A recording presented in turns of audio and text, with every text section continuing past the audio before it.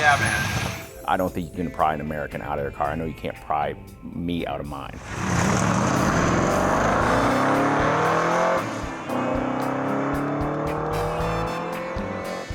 I like car shows. I like going to car shows. That's fun to go look at cars. But I'm way more into cars that go than show. You want a little of both. It's got to look the part. People always look at you funny when you pull up in a pickup truck and they say you built it to race. As soon as they hear it, as soon as they see it go, they know I wasn't bullshitting. Cars are a huge part of this country. The American dream is owning a vehicle, in my mind. Part of being an American means that you're probably as addicted to your car as you are to your phone.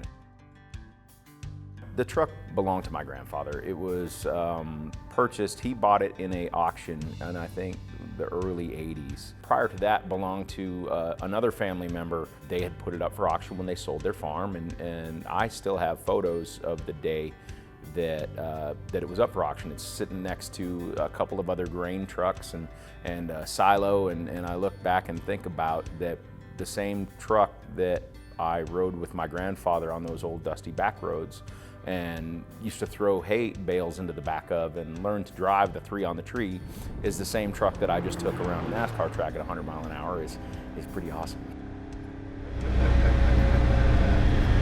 Ooh, yeah. It was his pride and joy. He loved it. He kept it really nice compared to most of the vehicles on the farm.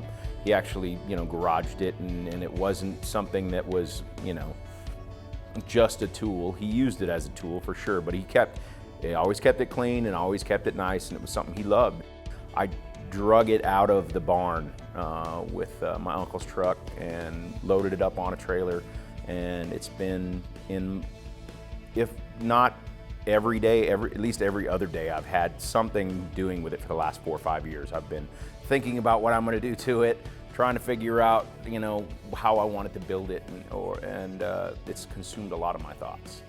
I had set out to build like a classic, almost Southern California, skinny white walls.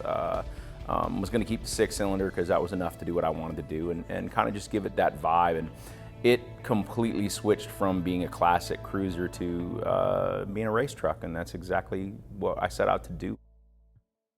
I love the style of the truck. I love the lines of the truck. A lot of people have thought that year's Chevrolet truck was kind of the ugly duckling compared to the second gens.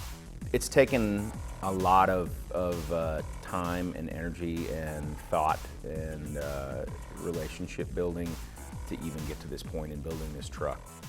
The passion that it took to see that truck and go, okay, it was an old long bed farm truck, and I see it as a short bed, balls out race truck, and I want to get it to that point. I made a lot of friends along the way, and I think that the passion that inspired that, I had to kind of give somebody else that passion to want to build it, want to help them see the same thing I did. It's a wonderful thing when you get into this business. You see the cool people that are in this business and the passion that they have for what they do. My grandfather's name is Pete. One of his favorite phrases when something was interesting or kind of out there was, "For Pete's sake." I think that he would definitely think that this truck is kind of out there and certainly not what it was ever intended to be. It was the perfect name for something that I built to honor him. It's something that I wanted to incorporate in my life on a daily basis, something that I could walk out to the garage and remember my grandfather for.